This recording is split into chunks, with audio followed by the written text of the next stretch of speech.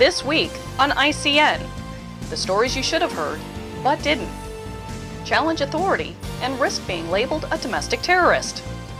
Ron Paul turns up the heat on Fed Chairman Bernanke. FBI agents given even more autonomy to initiate investigations. What's in your milk? Those stories and more next on Informed Citizen News.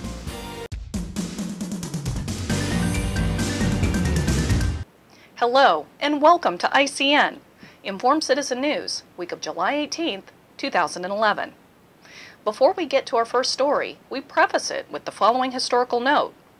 Those in power have a strong tendency to protect their position by scaring their people to ensure that the status quo is not threatened.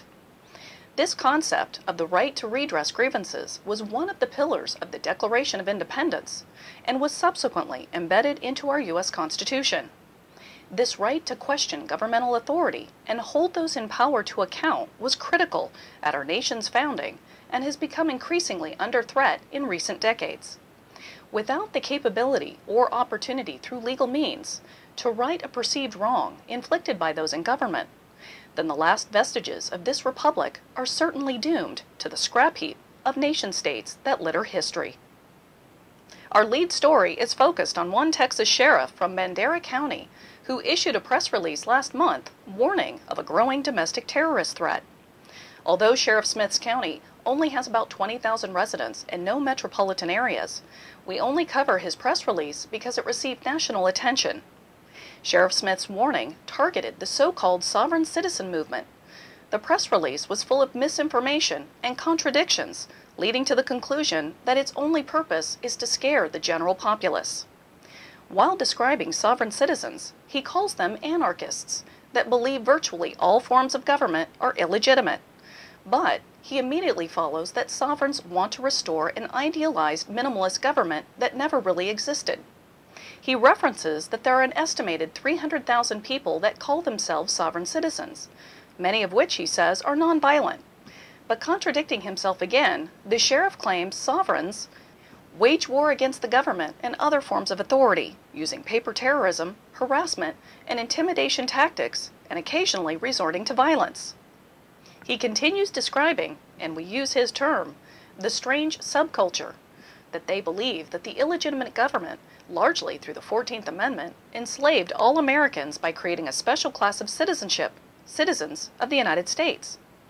Sheriff Smith's lack of knowledge on constitutional history is clearly on display. The passage of the 14th Amendment did indeed create a new class of federal citizen, as any person, prior to its passage, was only a citizen of the state in which they resided. Prior to 1868, there was no such categorization as a federal citizen or citizen of the United States. One would be hard-pressed to find any historian who believes that the 14th Amendment did not confer a new class of federal citizenship on the American people. Again, he claims that many so-called sovereign citizens are nonviolent and focus on the role of government, which he admits is a much-debated issue. We feel compelled to report this story not to focus on sovereign citizens, but to emphasize the theme of Sheriff Smith's press release, that questioning or challenging authority are linked to domestic terrorism. Over the last decade, the percentage of so-called sovereign citizens linked to violent crime is far less than the general population. Taking any group of 300,000 people, and it would be reasonable to find a few sociopaths and psychotics in the mix with violent tendencies. Sheriff Smith has admittedly had no case involving sovereign citizens, and confesses that he doesn't even know if there are any in his county. Our question is this press release a continuation in the effort for those in control to pacify society, or to discourage the questioning or lawful challenging of authority for risk of being called a domestic terrorist?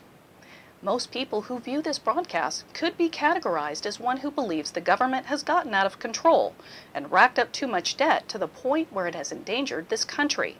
Does that make you a domestic terrorist?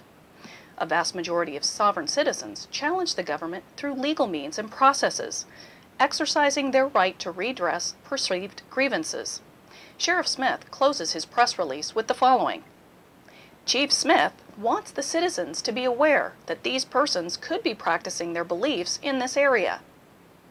Chief Smith warns that these persons have the potential to act out in a very violent manner with both citizens and law enforcement if the contact with them is negative. If you come in contact with or suspect any person of having ties to the Sovereign Citizens Movement, please use extreme caution and report any suspicious activity to the Bandera County Sheriff's Office. So not only does Sheriff Smith want to discourage you from challenging authority, but he also wants you to spy on your neighbors. The sheriff should be more concerned with his oath to protect and defend the Constitution of the United States, not encouraging neighbors to spy on each other. Through this press release and numerous other examples, the government is attempting to redefine the legal challenge to authority as domestic terrorism. The question to you is, will you let them? It's always interesting when Congressman Ron Paul gets a chance to ask questions of Federal Reserve Chairman Ben Bernanke. This past week, Congressman Paul pushed Chairman Bernanke out of his comfort zone with a few pointed questions. Let's take a look at the exchange. But very quickly, if you could answer another question, because I'm curious about this. You know, the price of gold today is $1,580. The dollar during these last 3 years was devalued almost 50%. When you wake up in the morning, do you care about the price of gold? Well, I pay attention to the price of gold, but I think it reflects a lot of things. It reflects global uncertainties. I think the reason people hold gold is as a protection against what we call tail risk, really, really bad outcomes. And to the extent that the last few years have made people more worried about the potential of a major crisis, then they have gold as a protection. Do you think gold is money? No. It's not money. Even if it had been money for 6,000 years, somebody reversed that and eliminated that economic law. Well, it's an asset. I mean, it's the same. Would you say Treasury bills are money? I don't think they're money either, but they're a financial asset. Why do central banks hold it? Well, it's a form of reserves. Why don't they hold diamonds? Well, it's tradition, long-term tradition. Well, some people still think it's money. I yield back. My time is up. Thank you. Your congressman is your representative, and they're supposed to protect your interests. If they're not making those who appear before them uncomfortable with hard-hitting questions, then they're not doing their job. The FBI has given their agents new authority to search for signs of criminal or terrorist activity. They plan to issue a new edition of its manual called the Domestic Investigations and Operations Guide. In the updated version of the guide, agents may now look into people and organizations proactively and without firm evidence for suspecting criminal or terrorist activity. They'll have explicit permission to search databases, go through household trash, or use surveillance teams to scrutinize the lives of people who have attracted their attention but may not yet be suspected of any wrongdoing.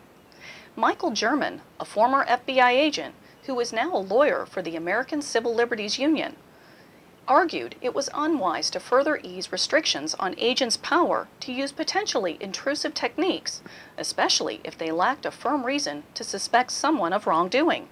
He went on to say, claiming additional authorities to investigate people only further raises the potential for abuse. Under current rules, agents must open an inquiry before they can search for information about a person in a commercial or law enforcement database. Under the new rules, agents will be allowed to search such databases without making a record about their decision.